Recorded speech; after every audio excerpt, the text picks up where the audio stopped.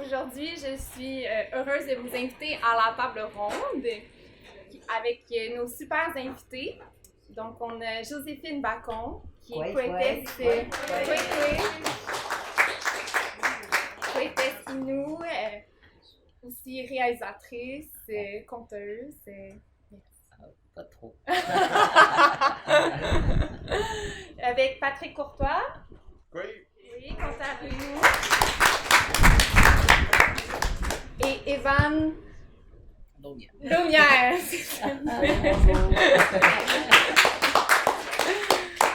Et je voudrais juste commencer par reconnaître que nous sommes en territoire Wolastoqiyik, Wassipekug, qui est dans le fond dans le territoire non cédé. Et moi, c'est Alissa Simons-Bélanger et je vais animer la table ronde aujourd'hui. Oui, fait que c'est ça. Excusez, je suis comme un peu nerveuse, mais ça m'arrive des fois.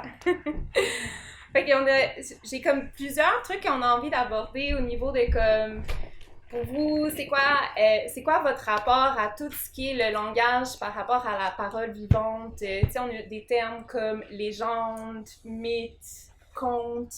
Est-ce que pour vous, c'est des mots qui représentent toute la même chose ou est-ce qu'il y a des différences pour vous au niveau de ces différents mots-là? Oui, bien sûr. Bien sûr, par exemple, Tapatumo, je ne pourrais pas le traduire comme conte ou mythe, tu vois. Tapatumo. Et puis, il y a Atanokan, tu sais, qui fait partie du monde de la mythologie. Et puis, c'était quoi votre truc? Mais il y a récit, légende. Ah non, moi, récit, Tapatumo, c'est récit. Tu sais, puis c'est une façon que les aînés, tu sais, ils faisaient la différence entre un Atlogan, Tapatumo, et Tapatumo. Tu vois, tu as des vieux récits, des récits anciens, puis tu as des récits qui sont beaucoup plus récents, puis Atlogan qui est qui est millénaire. Donc, puis ce que j'ai remarqué, j'ai beaucoup enregistré des aînés, beaucoup. Puis ce que j'ai remarqué, tu sais, quand je les enregistrais, c'est quand ils racontaient des tokens, par exemple, ils changeaient de ton. Le ton était différent que quand ils racontaient un tapatumo. Puis là, tu sais, quand je voyais, tu sais, je continuais à écouter quand même le Atokan. Puis quand ils avaient terminé, je leur demandais, c'est-tu un Atokan qui m'a tapatumo? Puis il y a des fois, c'était carrément des Atokan, comme par exemple, Chakapes, mais les Kwewacho, tu sais, qui sont tellement vieux, tu sais, c'est dans le temps que les animaux parlaient, tu sais, qui étaient comme des humains finalement. Et puis, tu as la création du monde qui est un Atlogan aussi. Et puis, il y a des Tiahatvajoun, par exemple, les missionnaires, quand ils sont arrivés, la farine. Puis après ça, tu as le Tapatoun, tu sais, qui sont plus des récits. Tu sais, qu'eux autres ont vécu, soit c'est leur vie, ou tu sais, ils racontent le récit de quelqu'un qu'ils ont connu. Et puis, ce qui était extraordinaire, c'est quand ils racontaient, mettons, le récit de quelqu'un d'autre, ils disaient, par exemple, tu sais, il y avait une façon de dire Iyo, Ito, Itagno, Inano. Tu sais, pour être sûr que, tu sais, c'est comme dire, j'ai faim, dit-il. Lui dit-il à la personne qu'il raconte, dit-on de lui, dit-on. Tu sais, c'était comme ça, tu sais, tu avais 4 façons de rapporter la parole de quelqu'un. C'est comme ça, puis ben, c'est la farine, l'arrivée des premiers Européens par bateau. Alors, tu sais, ils faisaient vraiment la différence dans les Atlogan puis les Tpagmon, je dirais, que j'ai appris avec le temps. Puis il y a des récits aussi qui existent, qui ne sont pas des Tpagmon, mais qui ne sont pas comme des Atlogan, mais qui sont comme. Qui sont comme. Voilà. Ça s'arrêtait là.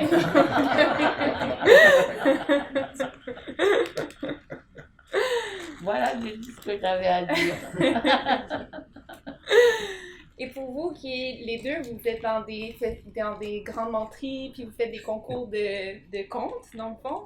Fait que pour vous aussi, est-ce qu'il y a une différence au niveau de le conte, le récit, les légendes? Ben, c'est certain qu'il y a une différence. Tu sais, chez nous, on a la même catégorisation de récits. On va voir le Tsapatsamoun, le Chash Tsapatsamoun. Puis j'ai pas le même accent que Joséphine, parce qu'on vient pas du même coin, puis je parle pas mal moins bien le Nelweun que Joséphine. Mais on a le Chash Tsapatsamoun, puis on a les Atlouken. Puis nous autres, le Tsapatsamoun, c'est un récit de vie qui peut être arrivé à n'importe qui ici dans la salle qui va se mettre à le raconter. C'est un Tsapatsamoun, c'est un récit. Chez nous, on le fait. J'étais animateur en loisir longtemps chez nous, puis on organisait à chaque été des descentes de rivière où ce qu'on amenait les aînés avec nous, puis les jeunes.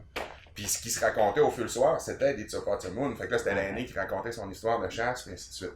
Puis ça m'avait amené à un moment poser la question à un aîné, c'est quoi la différence entre un Tsapatsamoun et un Chash Tsapatsamoun? Tu sais, Chash, on va dire, c'est passé avant, c'est ancien. L'aîné m'avait répondu bien simplement, il dit, écoute, il dit, quand on sait à qui c'est arrivé, c'est un Tsapatsamoun. Mais quand l'histoire voyage dans le temps, puis qu'on finit par plus se rappeler à qui l'histoire est arrivée, là, ça devient un Chash Tsapatsamoun, un récit de vie ancien, parce que les gens le racontent encore. Ça s'est transmis sur des générations, des dizaines, des centaines d'années. Mais c'est pas des Atlouken, parce que les Atlouken, c'est vraiment la différence du mythe. Puis c'est la création. Donc ça raconte comment l'île Nou est devenue l'île Nou, pourquoi il y a des marques noires sur les bouleaux, pourquoi il y a la course du soleil, la course de la Terre plutôt autour du soleil, pourquoi il y a l'alternance des saisons. Donc les mythes vont expliquer pourquoi le monde d'aujourd'hui dans lequel on vit est comme ça. Donc ça, c'est un Atlouken, c'est vraiment un mythe. Puis moi, personnellement, c'est sûr que moi, dans ma démarche de conteur, j'ai pas voulu toucher à ça. J'ai connu Charles-Appie Bellefleur, c'est à Côte-Nord, qui me racontait que c'est tous les récits qu'il raconte, qui sont des Atlouken, c'est des histoires qui ont été transmises, puis il y a tout un enseignement sur la manière de le raconter. Puis, tu sais, moi, je vais raconter la légende de Tsakapèche, ou l'Atlouken de Tsakapèche, je vais la raconter en 20 minutes. Charles-Appie, lui, il va raconter en 6 heures. Donc, c'est ça, un Atlouken, c'est l'essence de l'Atlouken. Donc, j'ai pas voulu toucher à ça pour pas m'attirer à la colère des aînés chez nous. Parce que moi, j'ai tendance à mettre des niaiseries dans mes histoires. Fait que j'ai dit, OK, je vais laisser faire les Atlouken, on va rester dans les récits de vie. Je vais peut-être aborder le Chash Tsapatsamoun parce que ça n'a pas la même. Je sais pas comment dire, mais on dirait que c'est comme si l'Atlouken, à mes yeux, puis là, Joséphine, tu pourras me corriger, là, pour moi, c'est plus sacré que le reste. Tu sais, le Chash Tsapatsamoun, il y a un enseignement dedans, le Tsapatsamoun aussi, mais l'Atlouken, c'est vraiment quelque chose de sacré qui peut pas être dénaturé, à mon avis. Sinon, parce qu'il y a tout un enseignement qui est véhiculé là-dedans, tandis que le Tsapatsamoun, c'est ce qui se raconte au feu le soir quand on est en pause dans le bois, ou quand on est à la chasse, ou tout ça. C'est drôle parce que il y a des soirs où j'étais bien fatigué, je me couchais bien loin des tentes. Puis là, je regrettais. Parce que là, j'étais couché dans ma tente, là, tout le monde était resté au feu, puis là, j'entendais rire au feu. Puis je me dis, j'étais en train de manquer les histoires. Parce que ce moment-là, au feu, c'est là que il se transmet des trucs entre les aînés, entre les jeunes, tout ça. Puis donc, je regrettais de me coucher tout le temps trop tôt. Fait que la plupart du temps, je me couchais le dernier pour être sûr d'avoir rien manqué comme histoire. J'en ai entendu des lords et des pommures de nos aînés. Ils sont pas toujours sérieux, ils sont pas toujours aussi sages qu'ils nous le disent. Fait que les contextes dans lesquels ça se passe, c'est important aussi. Oui puis non, parce que ça peut arriver de toutes les manières. Moi, la façon que j'ai appris un peu là-dessus, Evelyne va être tannée d'entendre cette anecdote-là, parce que je la raconte souvent. Evelyne. Evelyne, je fais là. Joséphine, je me mêle avec Evelyne Saint-Onge. Bien perdu. Joséphine, elle va être tannée de l'entendre parce que je l'ai compté souvent, mais un exemple de Tsapatsamoun, mais dans le Tsapatsamoun, moi, ça m'a été transmis, pas comme un Atlouken, mais on m'avait rebroué parce que j'avais pas été assez attentif quand j'étais jeune. Puis on descendait à la rivière Nestogano chez nous, qui est une rivière dans le territoire là, qui se jette dans la rivière Chamouchouane, qui se jette jusqu'au lac Saint-Jean. Puis on descendait à un groupe de canots, il y avait un aîné avec nous autres qui avait 80 ans, Tommy Raphaël. Puis lui, il ramait avec Madeleine Jourdain, qui était une autre aînée qui descendait avec nous. Puis il y a un oiseau-mouche qui est venu, il vient revolter comme ça, à peu près à 10 cm du nez, puis il restait là une vingtaine de secondes, puis il est reparti. Tout le monde dans le groupe avait trouvé ça cute. Donc, ouais, chanceux, j'ai eu la visite, pis ci, pis ça. Puis moi, j'arrive, j'étais avec Raymond Charlich, puis nous autres, on rame plus vite, parce qu'on est des gars forts. Puis on finit par dépasser le canot à Tomé. Puis quand j'arrive en hauteur à Tomé, qui ramène en arrière de Madeleine, il me regarde et dit « Vous trouvez ça tout beau, cet oiseau-là? » Mais il dit c'est pas une bonne nouvelle. » Fait que là, par respect, je fais un signe de tête comme de quoi j'acquiesce à ce qu'il dit puis que j'ai compris. J'arrête de sourire. On arrive au souper le soir, on soupe, tout ça, on installe nos tentes, on se couche. Le lendemain matin, à 5 h du matin, j'ai entendu des portes de pick-up qui ferment. Fait que là, il y a quelqu'un qui est arrivé ici en pick-up. Je sors de ma tente, c'était les agents territoriaux chez nous qui avaient ramené le mari à Madeleine Jourdain. Son mari Maurice, en sortant du pick-up, il s'en va tout de suite voir sa femme, il la prend dans ses bras, il chuchote de quoi dans l'oreille, puis elle commence à pleurer. Elle finit par faire son pactage, puis elle rembarque avec les agents territoriaux, puis elle retourne au village. On était à 3 heures de route du village chez nous, au Lac-Saint-Jean. Fait que là, je vois, le chef d'équipe vient nous voir après, Stéphane, puis là, il nous dit, écoutez, il est arrivé de quoi de tragique. Il dit le filleul de Madeleine s'est enlevé la vie cette nuit. Fait qu'il dit, pour ça, il dit, là, les agents avec Maurice sont venus la chercher. Stéphane repart, Tomé Raphaël, notre aîné, il arrive à côté de moi, puis il me donne un coup de coude, puis il me dit, je te l'avais dit, hein. Puis là, il dit, si t'avais écouté les légendes, les Atlouken, quand t'étais jeune, il dit, là, il dit, t'aurais compris, t'aurais su pour l'oiseau, mais il dit, je sais pas que c'est que t'as regardé, puis c'est quoi qui a capté ton attention, mais il dit, c'est clair que t'as pas écouté, sinon tu l'aurais su aussi. Fait que, ce que je vous raconte là, c'est pas Moon, c'est un récit de vie, c'est arrivé. Mais Tomé, lui, il fait référence aux Atlouken parce qu'il y a un enseignement spécial là-dedans qui est important, puis il y a des affaires qui sortent en dehors du concept moderne, puis de ce qu'on nous autres on entend, puis qui est malheureusement aujourd'hui qualifié par l'être humain moderne comme étant surnaturel. C'est un des mots que je déteste le plus. Parce que pour chez nous, à Peyroix-Mythe, ce qui est qualifié par l'être humain moderne comme étant naturel, ben pour nous, ça fait juste partie de la nature. Fait que c'est un peu la différence entre les deux. C'est pour ça que je voulais amener ce petit récit-là. Est-ce que toi, pour toi... Ben, pour moi, je n'irai pas dans les mots comme vous avez parlé à tout ça, parce que j'ai pas eu connaissance de les vrais termes, tout ça. Ben là, c'est vraiment, je suis content de les avoir entendus, mais je vais, pour moi, il y a une différence, oui, entre la façon que Joséphine va raconter, nos aînés vont raconter. Moi, personnellement, j'ai perdu ma cocum et mon mouchoum, mais je suis proche de 2 aînés, un couple d'aînés dans ma communauté. Puis pour moi, c'est mes cocums, puis mon moucha, puis ma cocum. Puis je vais en territoire avec eux autres. Puis des fois, Maurice, il va me raconter des histoires. Puis tu sais, des fois, c'est des récits de vie. C'est vraiment quelque chose qui est arrivé, mais je l'écoute, là, puis c'est tellement vrai ce qu'il me raconte. Là. Je suis vraiment dans l'univers, puis c'est tellement vrai parce que il est né dans la forêt, il est né sur le territoire, il est né dans tout cet univers-là. Puis il m'amène dans ça juste en parlant. Puis à un moment donné, il dépasse un peu les limites. Puis c'est pas comme la menterie. Ben, c'est un peu la menterie dans le fond. Puis à un moment donné, je fais comme, ben non, ça se peut pas. Tu sais, je suis vraiment dedans. Puis je le crois vraiment. Puis là, ben, il me surprend à chaque fois. Et tu sais, j'entends beaucoup d'histoires comme ça. Parce que moi, j'aime vraiment beaucoup observer puis écouter. Puis j'ai beaucoup voyagé aussi. J'ai été dans plusieurs communautés au Canada ou aux États-Unis. Puis j'entends souvent des histoires. Puis des fois, il y en a qui vont dire c'est important de les raconter, ces histoires-là, pour pas les perdre. Parce que si on arrête de les raconter, ben on va l'oublier. Ça va se perdre, dans le fond. Puis ben, j'ai expliqué justement à Laïli, c'est une autre génération. Avant, on n'avait pas la possibilité, ou on savait pas qu'on avait la possibilité d'écrire les histoires. Puis maintenant, au lieu de... Ben, pas au lieu, on a encore gardé la tradition orale, mais il y a aussi une façon de les garder, ces histoires-là, c'est de les écrire. Puis j'expliquais ça à Laïli, c'est pour ça qu'on a les livres, tu sais. Puis pour moi, c'est vraiment, comme Patrick disait, pour moi, c'est difficile d'arriver dans un festival de contes puis de prendre la parole. Parce que j'ai pas la parole d'un aîné, je suis pas né dans la forêt, je suis né pas loin de la forêt.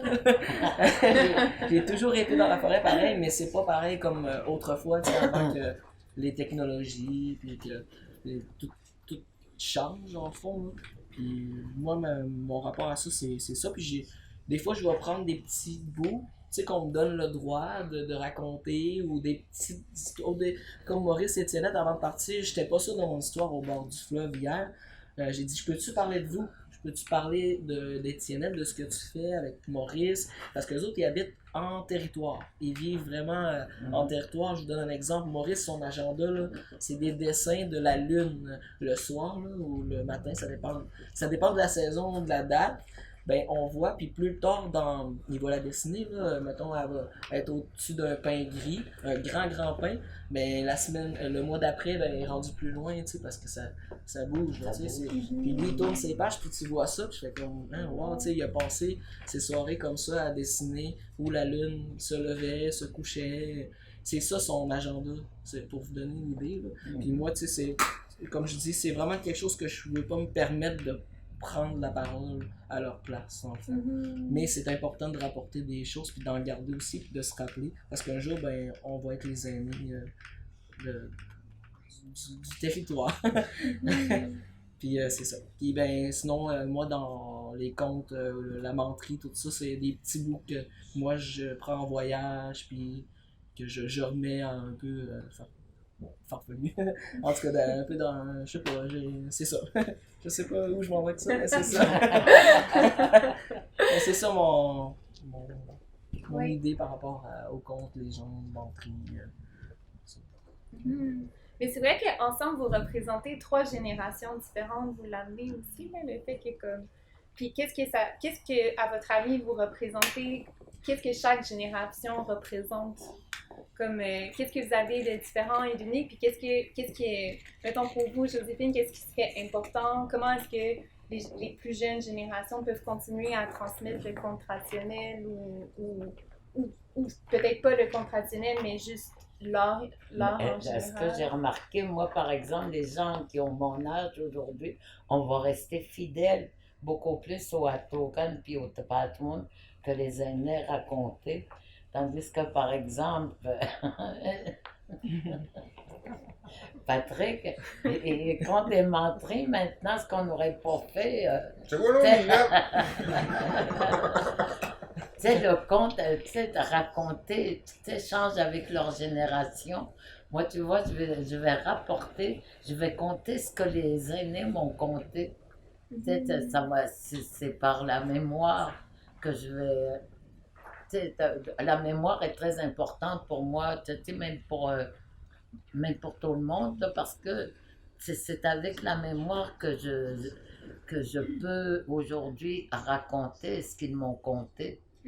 Tu vois, mais je ne serais pas, par exemple, je ne suis pas un conteur comme, par exemple, Jocelyn Bérubé le serait, ou Fred Pellerin. Tu sais, je ne suis pas ce genre de conteuse. Tu sais, je vais plutôt être plus proche, tu sais, de la façon que les aînés racontaient. Ouais. Puis est-ce que c'est ça qui vous a amené à vouloir... J'ai jamais voulu être conteuse. Hein. Non? Alors, qu'est-ce qui vous a amené à être conteuse? Non, c'est arrivé, tout ça est arrivé par accident. Tu vois que tu sais, des fois, j'ai dit, mon Dieu, pourquoi? Tu sais, souvent, je me pose la question, pourquoi est-ce que je fais partie des festivals du conte, tu vois? Puis finalement, je finis tout le temps par conter ou raconter quelque chose qu'on m'a raconté ou qu'on m'a conté. Mais c'est toujours, ça, tu sais, c'est pas moi qui invente, par exemple. Patrick, lui, tu sais, à partir de vrai, il peut tourner autour du pot puis en faire, tu sais, ça a toujours l'air vrai, mais ça finit toujours, c'est une menterie.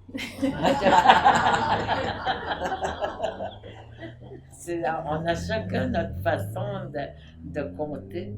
Tu sais, je pense, à l'âge où je suis rendue, c'est normal que je compte de cette façon-là. Ouais. Puis qu'est-ce qui vous motive de compter? Ben, qu'est-ce qui me motive? Les festivals où je suis invitée. C'est le fait qu'on vienne vous chercher. Puis qu'on voilà. Ouais. Oui. Puis qu'est-ce que vous trouvez qui est important dans ce rôle-là? Ben, dans ce rôle, ce que je trouve important pour quelqu'un comme moi, là, c'est que c'est une tradition orale, je raconte ce que les autres ont raconté, ce que les aînés ont raconté, c'est pour que ça reste vivant, que ça ne meure pas. sais, comme à un moment donné, j'étais invitée à la grande bibliothèque de Montréal, puis je parlais avec Marie-André Guide, qui est une grande poète, puis puis je me rappelais qu'il y a tellement de mots qu'on n'utilise plus parce que la vie est complètement différente, on n'est plus des nomades, de notre monde.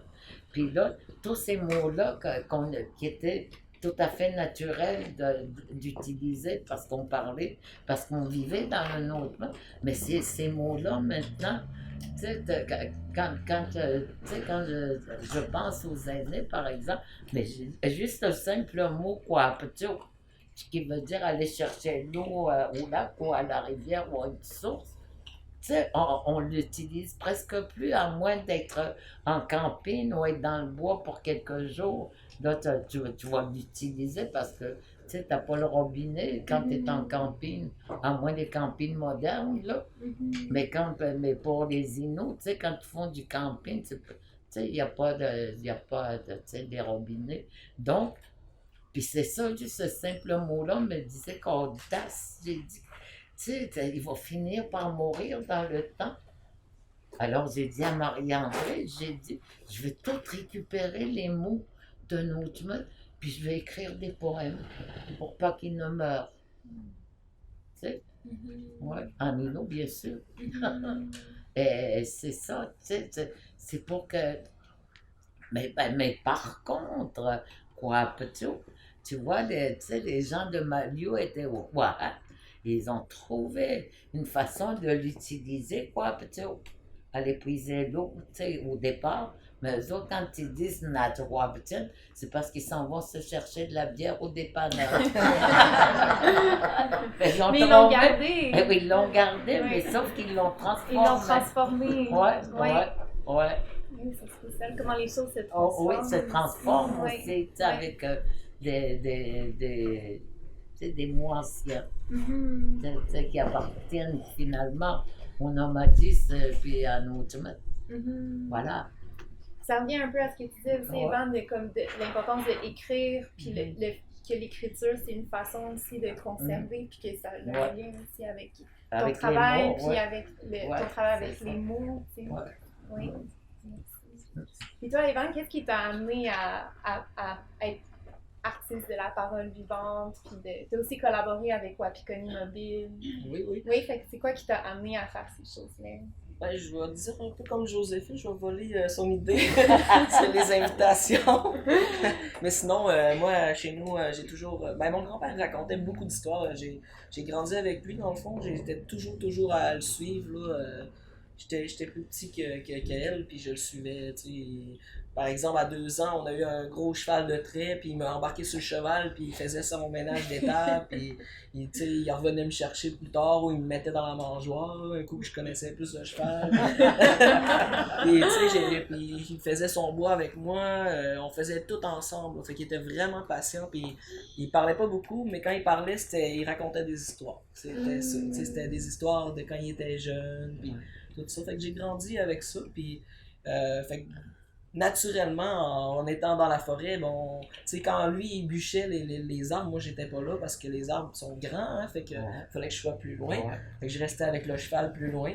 Puis je me faisais des histoires dans ma tête, j'en racontais à faire ça à mon cheval, on se parlait, puis on se racontait des affaires, puis j'attendais comme ça, puis quand mon grand-père faisait le signe, je m'en venais avec le cheval, puis on m'embarquait le bois. Fait que je me suis comme ça bâti j'avais un fort imaginaire dans le fond, puis c'est comme ça.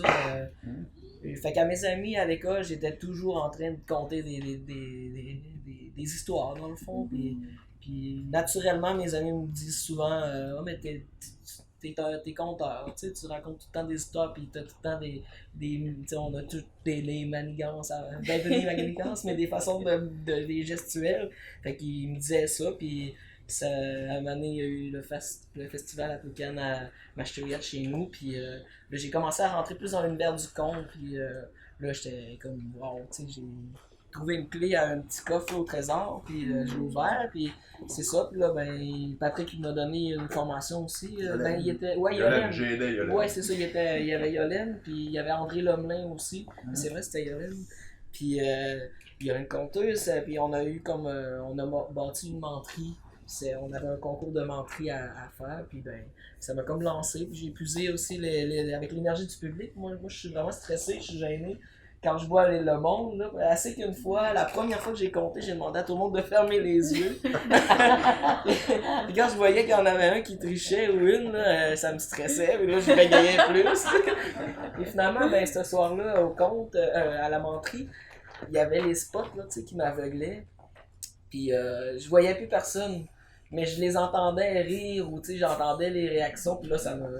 Fait que j'ai commencé à aimer ça, puis puis là ben j'ai eu l'invitation par Maurice, puis c'est ça, c'est comme ça que je suis rentré là-dedans, dans le fond. Ouais. Et, c'est mon deuxième festival en fait, okay. C'est la deuxième fois que je suis invité. C'est ça. Et tu sais, c'est vraiment différentes générations avec différentes expériences. C'est vraiment intéressant. Puis toi, est-ce que c'était quelque chose d'aussi naturel qui était comme, t'es né avec une grande imagination? J'ai compté beaucoup de menteries à ma mère.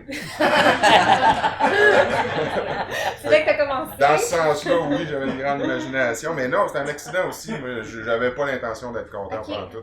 Mon grand-père, c'était un conteur de blagues. Il avait un répertoire. Là, j'ai jamais compté, là, mais tout le long que je l'ai côtoyé jusqu'à son décès en 95, il m'a conté une blague différente à chaque jour. Là. Si je fais le décompte, il doit en avoir 10 000 dans son livre. Là, c'est hallucinant. Là. Et puis, c'est sûr que ça m'a peut-être influencé, mais moi j'ai été guide en tourisme d'aventure pendant longtemps. J'étais guide en canot de rivière puis en Rabasca.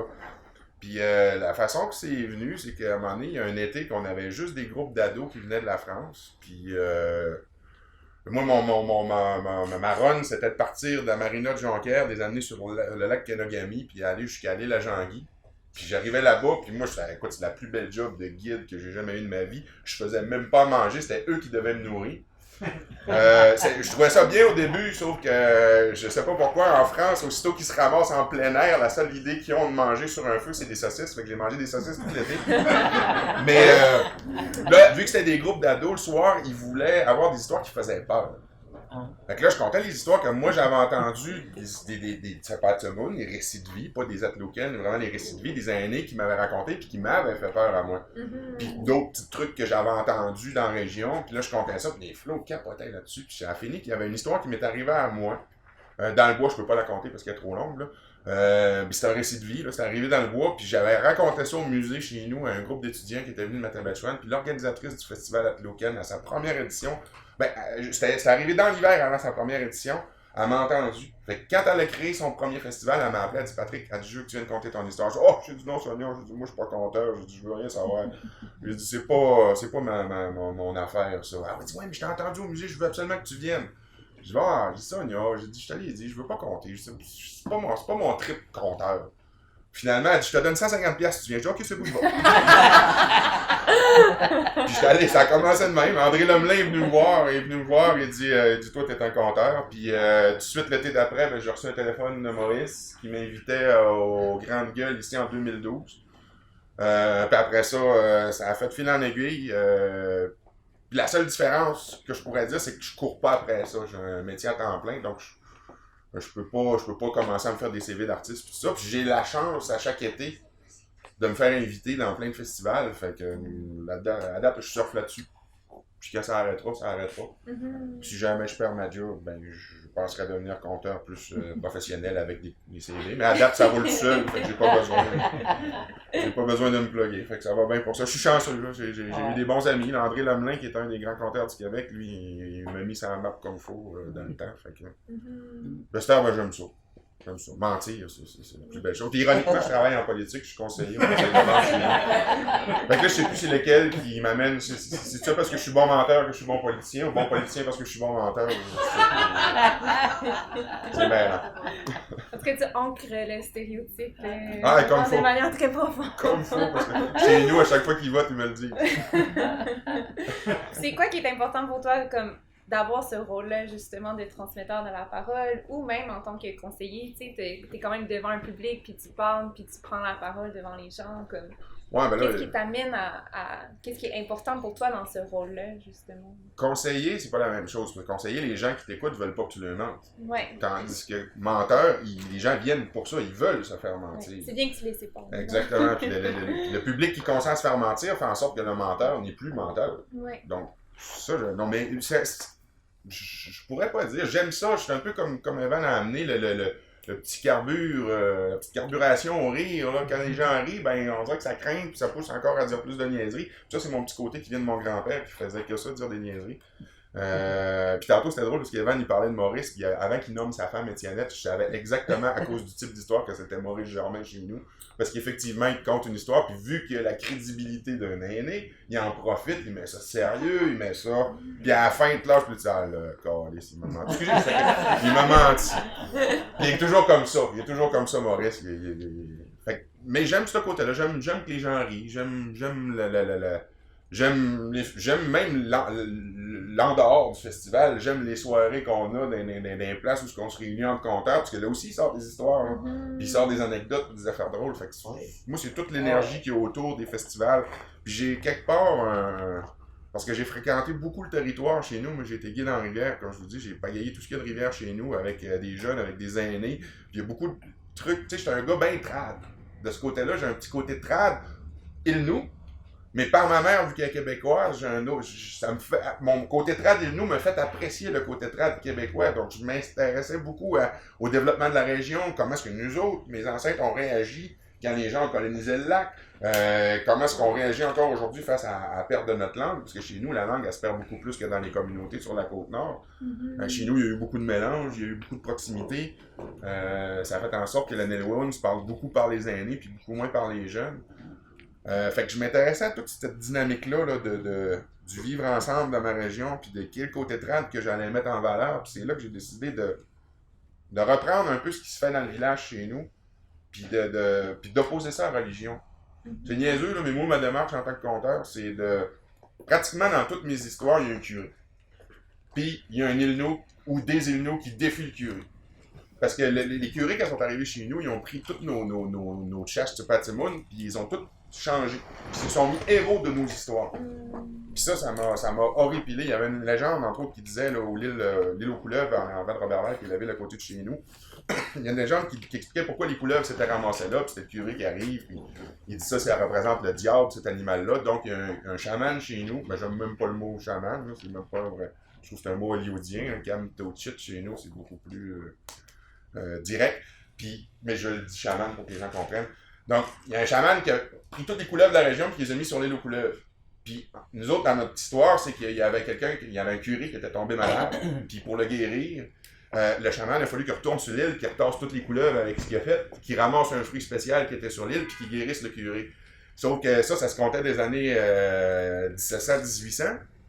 Puis finalement, j'ai retrouvé une copie de cette histoire-là dans le musée chez nous, parce que j'ai travaillé longtemps au musée aussi. J'ai été guide animateur là-bas. C'est compliqué. Je vais faire plein de bifurcations. J'ai fait ça 20 ans, mais en fait, j'étais guide en tourisme aventure en plein milieu de la saison. Puis quand les étudiants s'en allaient, puis moi j'avais fini ma saison de guidage, ben là, le musée me rappelait pour que j'aille animer au musée pour finir les saisons automne et printemps.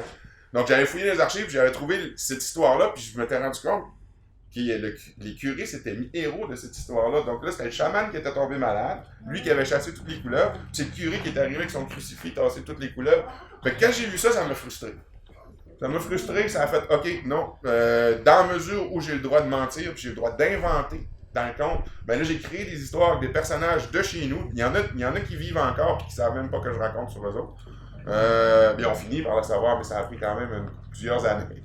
Puis j'ai l'autorisation, etc., je suis correct. Mais il y a plusieurs personnes que j'ai repris de chez nous, des gens avec qui j'ai travaillé. Raymond Charlet, c'est mon idole, là, j'ai travaillé longtemps avec dans le bois. Puis juste la personnalité qu'il avait faisait en sorte que c'était un personnage de conte. Le gars, il parle jamais, puis quand il parle, il dit une niaiserie. Fait que...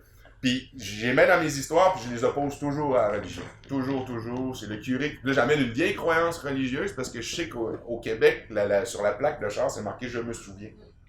Fait que les gens, puis j'ai remarqué ça, c'est quand on parle de quelque chose de v'là 50 ans, ou d'une connaissance, peut-être pas dans les villes, parce que dans les villes, les grandes villes, ils ont plus ce souvenir-là de ce qui se faisait avant, mais quand tu vas en région, les gens, ils se rappellent Tu sais, les vieilles expressions, porter un petit corps. Tu sais, mon grand-père disait ça, il dit, ah, je suis sorti dehors, un petit corps, il faisait les frites. Mais tu sais, les plus jeunes savent pas que c'est une camisole qui va en dessous d'une chemise, mais qui cache l'expression d'un compte d'une place que je vois, genre en Abitibi, puis il y a toujours quelqu'un, il y a plusieurs années dans les salles, ils sont tous là, ils font oui de la tête, puis ils s'en rappellent. Donc j'utilise beaucoup ces vieilles expressions-là, je ramène les vieux souvenirs, puis j'ai remarqué que les gens aimaient ça, se rappeler de cette période-là qui était pas si lointaine, mais qu'on était en train d'oublier. Fait que c'est un peu ça mon trip de conteur aujourd'hui. C'est ça. Puis, je sais que vous en avez nommé déjà plusieurs, mais est-ce que vous avez d'autres sources d'inspiration quand vous faites de l'art, que ça soit de l'écriture ou que ça soit de compter? C'est quoi vos sources d'inspiration? Mais moi, mes sources d'inspiration, c'est les récits qu'on m'a racontés parce que chez les vieux, là, ou chez les vieilles, tu vois, quand tu les laisses raconter, ça peut durer une demi-heure, mettons, ils te racontent quelque chose, puis là, tu sais, t'écoutes comme fou ce qu'ils racontent, puis là, tu leur poses une question, c'est un autre récit pour répondre à la question que tu posais. Tu sais, pour eux autres, tu sais, répondre à une question, c'est pas répondre, c'est pas question-réponse, tu sais, c'est question-récit. Fait qu'ils t'amènent toujours plus loin, plus loin. C'était comme ça que j'ai remarqué aussi. Puis c'est ça que j'ai appris aussi quand je travaillais avec eux, c'est de les laisser raconter, puis après, si j'avais pas compris, ben là, je posais la question. Puis juste des fois, tu sais, comme il y avait des vieux mots hymnos de nos humains que j'avais jamais entendus. Fait que là, tu sais, je posais la question, c'est quoi ce mot veut dire? Mais tu sais, ce mot, elle m'était expliqué par un récit. C'était comme ça, c'est comme ça que j'ai retenu beaucoup de mots anciens. Tu sais, des mots, je dirais pas anciens, sont toujours là, mais que, tu sais, que quand j'arrivais à Montréal, puis que je transcrivais, tu sais, j'avais pas à me poser des questions, parce que, tu sais, s'il y a un mot que j'avais pas compris dans le premier récit, mais il était dans le deuxième, après ma question. Puis est-ce qu'il y a des personnes en particulier qui t'ont inspiré, comme vous Ah, parlez mais des mon amis, mais Dieu, est-ce toute qu'il y a des... la gang qu'on a. C'était une fois avec ma mère adoptive puis mon père, on était allés, tu sais, c'était une journée, tu sais, crachin, là, il y avait de la bruine. Mais on avait insisté quand même pour aller manger, tu sais, pique-niquer, je dirais. Puis là, mais je travaillais avec une anthropologue qui s'appelait Sylvie Vincent. Mais Sylvie, tu sais, au cas où, tu vois, elle entraînait tout le temps l'enregistreuse. Puis là, on était là, ma mère, elle faisait griller du saumon fumé, puis elle avait amené de la bannique, et, tu sais, tout ça. Puis à un moment donné, tu sais, je demande une question à mon père, puis là, tu sais, c'était tellement extraordinaire ce qu'il racontait, là, tu sais, que j'avais pas entendu parler encore, tu sais. Il parlait, tu sais, de tout le côté rituel, tu sais, parce que, tu sais, quand les aînés racontent, tu sais, quand on arrivait, moi et Sylvie, c'était toujours un projet, mettons, tu sais, sur les premiers arrivants, oh, tu étais sur telle et telle chose. Mais là, tu sais, on était juste là à manger, puis tu sais, je voulais juste m'informer, mais là, tous les récits que mon père Pierre-Riche nous avait racontés, là, c'était, j'en revenais pas, tu sais, que finalement, tu sais, que ce que j'aurais peut-être pas, tu sais, tout ce qui m'intéressait quelque part, tu sais, sur les rituels, je l'avais tout en mangeant du bon saumon fumé, puis de la bonne bannique, puis boire du thé, tu sais. Puis il y avait le crachin dehors, on s'en foutait complètement, tu sais. Puis je me souviens de ma mère, tu sais, qui une fois de temps en temps, elle donnait son commentaire, tu sais, parce qu'elle aussi, elle était aussi informée. c'était parce ils avaient de l'âge de choses qu'ils connaissaient, tu sais, qui probablement peut-être l'avaient vécu. C'est ça. Donc, tu sais, quand tu es avec Ninou, là, tu sais, il y a toujours quelque chose qui t'est raconté. Puis tout ce qui t'est raconté, c'est un enseignement, en même temps un apprentissage aussi. Alors, c'est ça, tu vois. C'est ça, parce que ce que j'ai remarqué, c'est ce qui m'expliquait aussi les aînés, c'est que la parole était souvent le soir. Tu sais, c'était le soir que la parole était précieuse. Parce que le jour, tu es occupé tu sais, pour les femmes, tu vois, ils avaient telle et telle chose à faire. Les hommes, ils chassaient. Puis, tu sais, quand tu accompagnes ton père à la chasse, tu vois, tu vas pas y poser des questions, des milliers de questions. Mais, tu sais, sinon, tu dérangerais, tu t'attendrais pas, les animaux. Oui. Tu sais, donc, tu sais, des jeunes chasseurs apprenaient par observation. Tu vois, puis c'est ça. Puis quand ils s'arrêtaient pour manger, boire leur thé ou manger leur bannique, là, fait que le père repassait un peu. Tu sais, qu'est-ce que le petit garçon tu sais, avait remarqué, tu sais, ou avait appris. Puis après ça, il continuait, mais c'était comme ça. Puis le soir, ben, tu avais des aînés qui racontaient les Hatlogans pour endormir les enfants. Tu vois, puis après ça, mais la parole était aux chasseurs, aux vieux. Tu vois, tu sais, ta transmission continuait toujours. C'était comme ça. Puis c'était par la parole qu'on apprenait tout. Ou par récit, ou par Hatlogans, c'est ça. C'était comme ça se passait.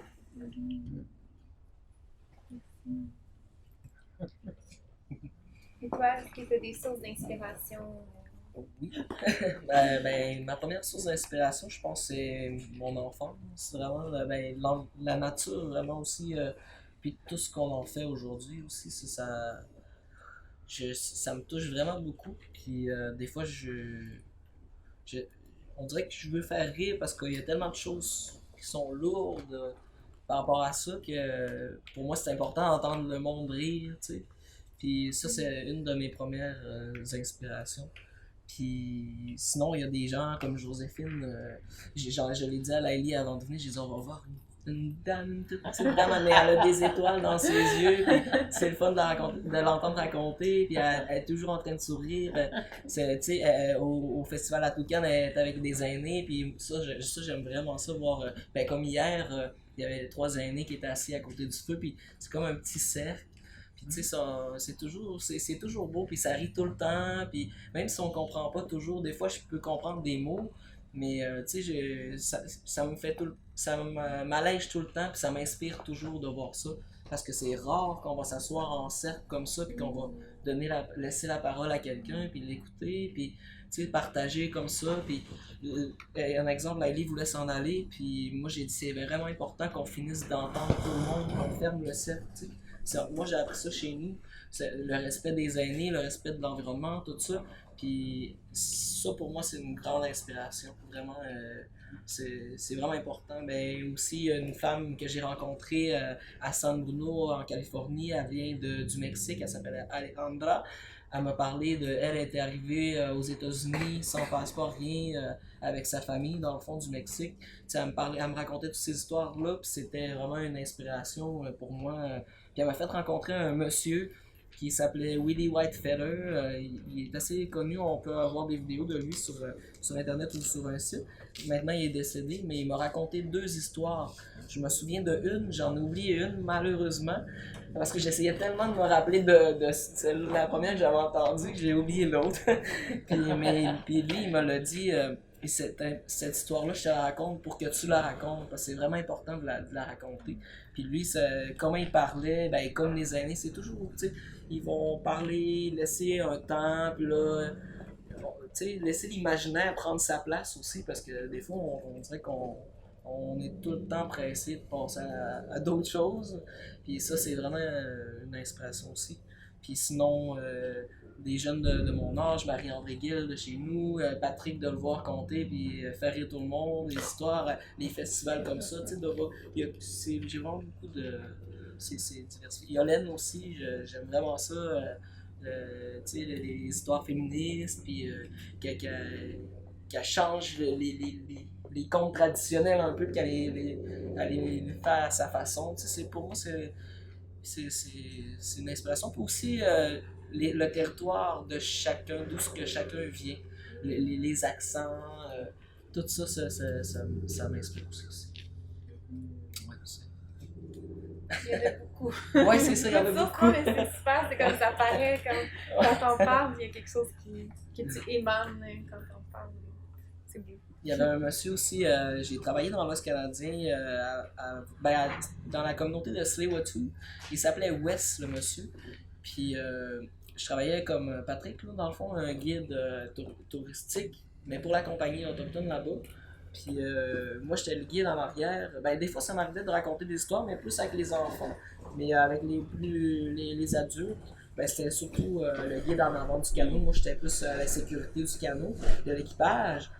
Puis lui, à chaque fois qu'il racontait une histoire, là, supposons qu'il racontait une histoire de petits poissons, mais à un moment donné, on voyait des petits poissons qui arrivaient, là, où il racontait une histoire de les Sasquatch. À un moment donné, puis les nuages, là, on était à un feu à 40 km dans le fjord à Vancouver, juste, Indian Arm, ça s'appelait comme ça, le bras indien.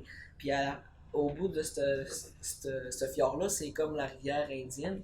Puis on était là à un feu, puis il racontait ça, puis les nuages ils bougeaient, là, c'était nuageux, puis on aurait dit que ça s'était formé comme un Sasquatch. C'était vraiment spécial, tu sais. Puis maintenant, on se rend compte qu'il y a comme une lumière au loin dans la forêt, puis c'est comme un petit feu.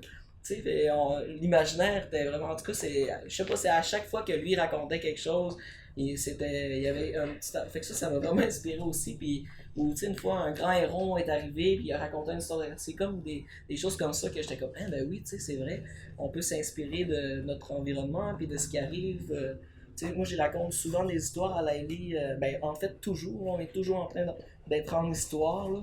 Puis c'est souvent aussi par rapport aux animaux que je vais rencontrer, les arbres, les roches, n'importe quoi, tout ce qu'on trouve dans le fond. Pour moi, c'est des vraies inspirations. C'est de l'inspiration. Mm-hmm. Est-ce que tu penses que c'est comme une façon aussi de transmettre le lien envers le territoire? Puis comme... Oui, vraiment aussi, ça c'est vraiment important pour moi de transmettre ça, le lien avec le territoire, parce que je suis jeune. Puis oui, j'ai l'âge de ma génération, mais des fois j'ai l'impression, je sais qu'il y en a des gens de mon âge, tu sais, comme Marie-André ou d'autres qui sont autour de moi, qui ont cette vision-là ou cette mentalité-là, ou un peu l'écho, voyons comment on dit ça, tu sais, je vais changer de mot, c'est pas grave. Mais ça, je trouve ça important, tu sais, de rappeler ça aux enfants, parce que on s'en va vers quelque chose qu'on devrait pas, dans le fond. On écoute les mauvaises voix.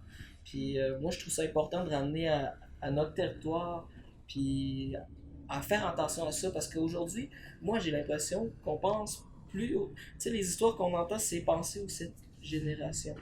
Mais aujourd'hui, on pense... moi, j'ai l'impression, là, j'ai l'impression qu'on pense juste à notre génération. Puis ça, pour moi, ça me fait une grande blessure, puis c'est une inspiration, parce que les tristesses, comme la joie, comme la peur, comme n'importe quoi, c'est une inspiration. Puis ça, pour moi, c'est vraiment important de transmettre ça. Laëlie, là, elle passe en avant. Il y a un cran chez nous, qui, en ce moment, est en train de se faire bombarder pour le mettre en petite roche, puis à chaque fois qu'elle passe là, vous détruisez la planète, elle dit ça, tu sais. Ils l'entendent pas, là, mais elle dit ça à chaque fois qu'elle voit une machine comme ça qui est en train de... Puis c'est pas moi qui a dit ça, là, c'est elle qui s'imagine ça dans le fond, puis... Ouais, c'est moi pis Cana, là. Mais c'est ça, c'est ça. Ça vous fait penser à quoi? Qu'est-ce qui est dans le... Est-ce que ça vous... Je sais pas. C'est bouleversant jusqu'à un certain point, oui. Oui. Ouais, je veux pas ouais, ça me bouleverse. Autant que ça m'émeut aussi, tu sais, qu'ils réfléchissent de cette façon-là, c'est beau. Puis, je sais que tantôt tu as nommé quand même des sources d'inspiration que tu avais par rapport. Mais est-ce que tu as d'autres choses que tu aimerais apporter ou des personnes qui t'ont inspiré? Ben, c'est sûr qu'il oui, il y a des conteurs qui m'ont inspiré. Tu sais, j'ai suivi plusieurs formations avec André Lemelin, puis j'aimais la simplicité dans laquelle il amenait la structure du conte. Là. Lui, en plus, il me disait écris pas des histoires. Fait que moi, j'ai trouvé ça merveilleux. Je me faisais une structure, puis j'étais capable d'improviser entre chaque structure, puis il m'avait expliqué, il y a des conteurs qui écrivent tous leurs textes, mais il dit s'il arrive devant le monde puis qu'il manque un mot, ben il dit là, ça paraît. Fait qu'il dit si tu l'improvises, ça paraît pas, même si tu te trompes. Fait qu'il dit le monde, ils le verront pas, puis j'avais un peu le même problème qu'Ethan, Evan. J'étais un petit peu timide au début, fait que tu sais, j'aimais beaucoup la notion d'improvisation. Fait que oui, il y a beaucoup de conteurs qui m'improvisent, mais qui me... Comment c'est quoi le mot qu'on dit? Inspire, c'est ça, improvise. C'est quoi le mot que j'essaye de dire? Donc, ouais, c'est ça qui m'inspire, mais en fait, tout peut m'inspirer. Moi, j'entends une niaiserie, puis je la trouve drôle, ça fait comme, ok, c'est arrivé chez nous. Un exemple que je peux donner, j'avais tombé sur une histoire, à un moment donné, j'avais pogné sur Internet, qui racontait qu'il y avait une femme en Angleterre qui avait réussi, grâce à une campagne de sociofinancement sur Facebook, à ramasser 18 000 € pour payer une chambre à son fils en téflon. Parce que son fils avait une maladie bien rare qui s'appelle la maladie du pica. Ça, c'est quand t'es pas capable de t'empêcher de gruger quelque chose. Fait que là, le fils, tu l'assisais à côté d'un morceau de bois, il grugeait le morceau de bois. Tu l'assisais dans la pelouse, il mangeait de la pelouse. Tu l'assisais dans la garnotte, il mangeait de la garnotte. Puis il dévorait son set de chambre à chaque mois. Fait qu'elle, il en a payé un qui se grugeait pas. Elle avait ramassé 18 000 € pour ça. Fait que quand j'ai vu ça, ça a fait ah, on en a un chez nous de même. On en avait un chez nous qui avait là chez nous, c'était plus la maladie du pica, c'était la maladie du castor. Fallait qu'il gruge parce que là, les dents arrêtaient pas de pousser. Tu sais, j'ai pris cette histoire-là, puis je l'ai mis à la mode 1930 dans le village, puis ça marche. C'est n'importe quoi. J'avais lu une autre affaire aussi. Mon premier vrai conte que j'ai conté, qui n'était pas une histoire vraie, c'est un truc que j'avais pogné sur un site de Moyen-Âge en France, en Bretagne. La Bretagne a beaucoup, c'est une belle source d'inspiration, ça, pour les croyances de village. J'en ai ramassé beaucoup là-bas, toutes sortes de rituels. Ben, comme je dis, je mêle tout le temps la religion dans mes histoires, fait que je vais aller chercher des trucs religieux là qui sont vraiment trippants. C'est ça, j'avais entendu une histoire d'une femme qui ramassait les ânes en dedans d'elle, puis qu'elle se promenait, puis elle parlait partout, puis elle donnait des remèdes au monde, puis quand les gens appliquaient le remède, ben, cette âme-là qui était en dedans d'elle, la quittait. Fait que je dis, ah, c'est arrivé chez nous dans le village.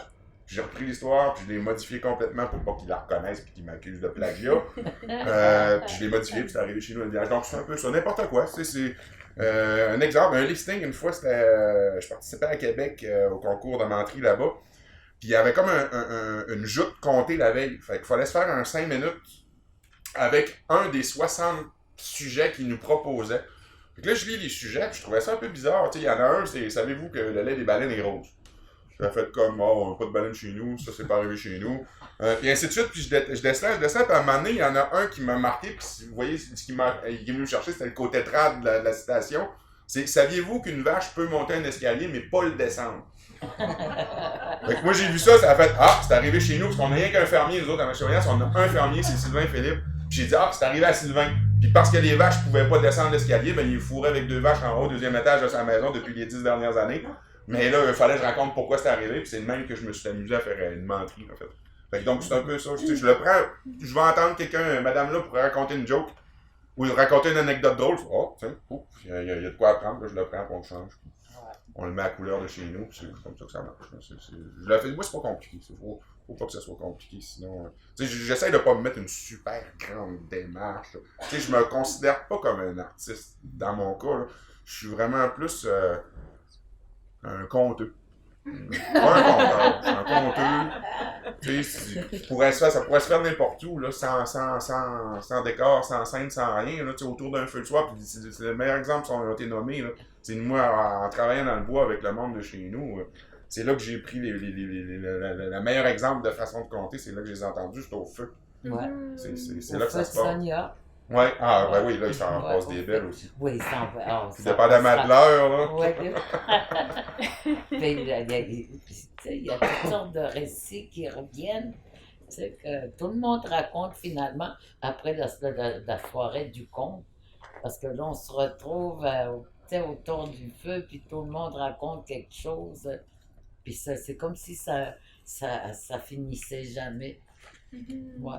Ça peut durer vraiment Ah, longtemps. ben oui, Ah, on se couche plus le soleil et on se lève. Hein. Puis vous vous rebondissez l'un sur l'autre. Ben, Tout le c'est pas ça. Tu sais, il y a quelqu'un qui raconte quelque chose, puis ça te rappelle quelque chose, tu vois, fait que tu te mets, fait qu'on n'arrête pas de raconter finalement. C'est ça qui arrive. Ouais. Mais c'est bon, c'est comme l'art orateur, tu sais. Ben, Comme moi, je vois ben, pas. Je sais pas. L'art de la tradition orale, je dirais. Mhm. Pas tu sais, parce qu'il y a des bons conteurs, j'en ai entendu, tu sais, comme, tu sais, on pense à Fred Pellerin, c'est un phénomène, ce gars-là. Tu sais, comme conteur, là. Tu sais, moi, je pourrais jamais raconter comme lui. Tu sais, moi, tu sais, je raconte pas n'importe quoi quand même. Mais, tu sais, je fais juste raconter ou compter. Ouais. Tu sais, ça s'arrête là. Je connais pas des bruits d'animaux. Il y en a, tu vois, c'est de la guitare. Ils ont toutes sortes d'instruments tu sais, qu'ils utilisent tu sais, pour compter. Mais moi, tu sais, c'est juste ma gueule et ma gueule. Mais il y a quelque chose que vous dégagez aussi.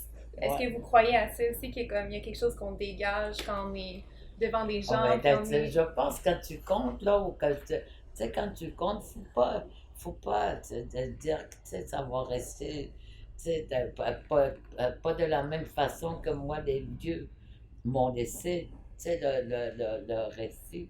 Quand je raconte, ben, j'ai dit, ben, écoute, donc, tu sais, je raconte quelque chose et pourquoi pas, tu sais. Mhm. Ouais, comme quand j'ai raconté, comme à un moment donné, j'étais un peu barré à Inokadi. Parce que, tu sais, d'arriver à Inokadi, tu vois, avec toujours de la misère. Tu sais, fait que, puis il y a Magella, tu sais, au port d'attache, tu sais, qui me réservait tout le temps la même chambre, tu sais, qui avait comme un balcon. Fait que, mais, tu sais, puis des fois, il manquait de chambre pour les compteurs qui venaient. Magella, il disait, non, non, non, non, il dit, c'est à Bibi. Je l'ai réservé pour Bibi. Mais ça faisait quand même tu sais, des gens du festival Inokadi étaient obligés quand même de payer ma chambre, même si j'étais absente. Mais à un moment donné, tu sais, j'ai vraiment eu toutes les misères pour arriver. Puis c'était Alexis Roy, dans le temps, qui était directeur tu sais. Puis finalement, j'ai fini par arriver, évidemment. Puis je suis arrivée juste à temps pour aller, tu sais, à raconter ce que sur la plus belle fleur compter. Puis le soir, moi, il y avait des jumelages. Et puis moi, j'étais jumelée avec Alexis Roy. Puis là, il se met à crier tout d'un coup, Bibi, d'où es-tu? Ben, j'ai dit, je suis là. Puis il dit, t'étais où? Mais j'ai dit, à Barcelone. Tu sais, et puis, tu sais, c'était un petit mentrain, mais c'était un peu tout petit. Mais c'était vrai que j'arrivais de Barcelone. Et encore une fois, évidemment, j'étais en retard pour remettre ma traduction. Je suis toujours en retard. Et puis, mais je finis tout le temps à temps pareil. Sauf que cette fois-là, tu vois, j'étais. Puis en même temps, j'essayais de. Tu sais, je travaillais tu sais, sur un projet de documentaire avec René Sioui, puis Alexis m'avait dit que j'allais venir en attachement avec Éric Michaud. Mais sauf que René Sioui est allé dire à Alexis, non, c'est moi qui l'amène. Fait que, tu sais, alors, Éric, au lieu tu sais, de m'attendre, il est parti une journée avant. Alors, mon René, quand il s'est envenu, puis il dit, es-tu prête? Mais j'ai dit, prête pourquoi? Mais il dit, on s'en va en attachement. Mais j'ai dit, pas question. J'ai dit, j'ai pas fini, tu sais. J'ai dit, il faut que tu finisses ça avant de partir. Fait qu'il est parti. Mais sauf que Éric Michaud, tu sais, il était parti une journée d'avant, fait que j'arrêtais pas d'appeler. Tu sais, t'as pas. Puis là, j'appelle Alexis, je dis, j'arrive pas à rejoindre Eric Michaud, mais il dit, il est parti une journée d'avant, puis il dit, parce que tu partais avec un essuie, mais j'ai dit, c'est quoi ces histoires? Fait que le lendemain, j'ai dit, je vais faire comment, moi, pour arriver? Mais il dit, Bibi, t'es dit, il va falloir que tu prennes l'autobus. Tu sais, comme j'étais encore dans le décalage. Fait que je me suis réveillée très tôt. Tu vois, t'as style 3h30, 4h moins quart du matin. Mais là, j'ai dit, il faut que je dorme, je peux pas rester. Tu sais, partir tout de suite, puis aller au terminus d'autobus. J'ai dit, ça doit être fermé. Mais sauf que je me suis réveillée en retard. Tu sais, pour l'autobus qui partait à 6h du matin. J'appelle Alexis. J'ai dit, Alexis, j'ai raté mon autobus. J'avais dit, qu'est-ce que tu vas faire? Ben, j'ai dit, je ne sais pas trop, mais il dit, tu sais, il y a quelqu'un là à Ouahat qui va venir te chercher pour t'amener tu sais, à Natashquan. Mais sauf que j'étais avec une de mes jumelles. Fait que elle me dit, appelle tonton Guy. Fait que tu sais, je ne savais plus quoi faire. J'appelle mon frère Guy à Pessami. Fait que j'ai dit, tu sais, j'ai raté mon autobus, il faut que je sois à Sept-Îles ce soir parce que j'y raconte tout le kit. Puis là, il me dit, tu sais, j'ai dit, tu viendrais-tu? J'ai dit, je suis prête à prendre l'autobus. Tu sais, j'ai dit, de Montréal jusqu'à Québec, puis pour que lui vienne me chercher à Québec, de Pessami, tu sais, qui est à peu près 4-5 heures de voiture. Mais il me dit, t'es-tu malade? Il dit, je travaille, moi. Mais il dit, mais laisse-moi réfléchir. Puis finalement, il me rappelle, il dit, OK. Il dit, tu prends l'autobus tout de suite, puis il dit, je vais te prendre à Québec. Mais sauf quand on ne fait pas des allers-retours Pessami de Québec à tous les jours, mais il y avait plein de travaux sur la 138, comprends-tu? Fait que là, moi, j'arrêtais pas d'appeler chez mon frère, tu sais, puis je parlais à mon neveu, j'ai dit, es-tu parti? Mais il dit, oui, il est parti, il devrait arriver. Mais finalement, il y a eu comme 1 heure de retard. Fait que j'ai embarqué tout de suite. Mais sauf que j'ai raté l'autobus à Bécomo qui s'en allait à Sept-Îles. Fait que là, j'étais pognée à Pessami, tu sais, c'était déjà le soir. Fait qu'on fait, tu sais, puis là, j'ai dit, si je suis chanceuse, il y a quelqu'un qui s'en va à Sept-Îles. Fait qu'on commence à faire le tour avec une de mes cousines. Puis là, tout d'un coup, qui c'est qu'on voit pas un gars qui faisait la livraison des voitures, puis qui prenait des photos, tu sais, que c'était écrit Pessami, tu sais, pour pas payer de taxes, tu sais, pour que ça soit livré dans la réserve. Fait que là, ma petite nièce, elle me dit, mais il dit, demande-y donc s'il irait pas à cette île. Ah ben j'ai dit, ils n'ont pas le droit d'embarquer des gens, ces gens. Tu sais, j'ai des chauffeurs devant, mais j'étais tellement découragée, comprends-tu? Fait que j'ai dit, monsieur, vous iriez pas à cette île par hasard? Il dit, oui. J'ai dit, est-ce que vous m'amèneriez? Il dit, oui, mais il dit, à une condition. Il fallait qu'on fasse la livraison avec lui, tu sais. Fait que finalement, tu sais, on est parti, tu sais, c'était sûr que j'arriverais pas à attendre, tu sais, à Sept-Îles pour que la personne qui venait me chercher. Fait que, mais au moins, tu sais, j'arriverais jusqu'à Sept-Îles. Fait que je suis partie avec ce gars-là, puis tu vois, lui, il arrivait de Chibougamau, là, c'était plusieurs heures de voiture, puis sa femme l'appelait à Tobochan, tu sais, j'imagine, pour le garder réveillé. Fait que je suis partie avec ce gars-là, ma valise et tout, tu sais, pour cette île. À un moment donné, tu sais, puis la femme qui n'arrêtait pas d'appeler pour tenir son mari réveillé. À un moment donné, il y a quelque chose qui s'allume sur son camion. Ah, il dit, tu sais, il dit, faut que vous priez. Tu sais. Puis là, je voyais les lumières, là, au loin de Port-Cartier. Puis là, on était, tu sais, dans la forêt No Man's Land, tu sais, comme tu dis, il n'y a presque pas de trafic. Mais il était en train de tomber en panne de Ah diesel. non! Ça se peut pas, là. J'ai dit, ça se peut pas. Tu sais, j'ai dit, presque rendu à Séti, mon quartier, je voyais les lumières. Fait que j'ai dit, oui, j'ai dit, je vais prier. Finalement, j'ai dit, je connais en plus un garage ici qui vend du diesel. J'ai dit tout de suite, en arrivant à Port-Cartier, puis finalement, on s'est rendu de justesse. Fait que là, tu sais, il a fait son plein, puis là, en route pour cette île, il dit, où c'est que je vous descends cette île? Fait que là, j'ai dit, il y a un McDonald's, tu sais, comme je me croyais à Montréal, les McDonald's sont ouverts 24 heures sur 24, mais pas à Ouahat, à cette île, il était fermé. Mais sauf que je voyais, tu sais, au loin de la galerie montagnaise, tu sais, puis je voyais du monde qui fumait dehors. Fait que, puis j'avais pas de numéro de taxi. Tu comprends? Fait que là, je vais, tu sais, puis je vais rejoindre ces gens-là. J'ai dit, vous auriez pas un numéro de taxi? J'ai dit, il faut que je me rende quelque part. Fait que l'une des femmes me dit, je vais l'appeler pour vous. Le taxi arrive effectivement. Fait que là, j'embarque, puis là, le taxi me dit, t'en vas où? Mais j'ai dit, je sais pas l'adresse, mais j'ai dit, je sais c'est où. Fait que c'était dans la réserve, tu sais, fait que, tu sais, chez Nancy Grégoire. Fait que, puis Nancy, ça fait que j'arrive, tu sais, je paye le taxi, puis je cogne. Nancy ouvre un petit peu. Il dit, vous êtes combien? Parce qu'à chaque fois que j'allais chez Nancy, j'arrivais avec une équipe de tournage. J'ai dit, je suis toute seule. Puis là, j'étais obligée à se promener dans cette île en pleine nuit, au cas où quelqu'un partirait pour cette île. Pour Nancy, plus loin. Mais finalement, j'ai presque pas dormi de la nuit, puis je faisais les 400 pas. À un moment donné, Nancy, elle me dit, reste ici, puis il dit, attends-moi. Elle est allée voir sa mère, puis sa mère lui a prêté sa voiture pour me reconduire jusqu'à Havre-Saint-Pierre.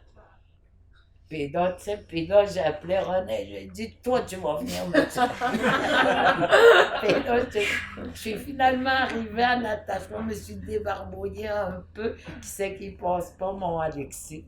Mais il dit, Bibi, t'es dit, on peut pas taillir, toi. Puis là, je suis allée dans le point de parents parce que j'interprétais Charles Happy Bellefleur. Puis, tu sais, puis j'arrêtais pas de rigoler, tu sais, parce que j'étais... Puis c'est ce soir-là, j'ai raconté mes aventures, tu vois. Puis il y a des gens qui venaient me voir, ils disaient, est-ce que c'était une menterie? J'ai dit, non, c'est vraiment arrivé. Ta vie est assez excitante et aventurière pour que tu n'aies même pas à raconter les menteries. Mais c'était ça, fait qu'à un moment donné, tu sais, j'étais plus invitée à une Ocadie parce qu'ils trouvaient ça. C'était pas payant, mais mais il manque quelque chose. Mais non, mais tu sais, on est quand même restés c'est des gens que j'aime beaucoup, beaucoup. Mais ça me dérangeait pas. C'est ça. Mais merci, puis merci pour votre partage, puis merci pour cette tellement belle discussion. Je me sens comme super choyée d'avoir eu ce moment-là avec vous. Je pense que ça mérite une belle... Merci. Non, mais merci.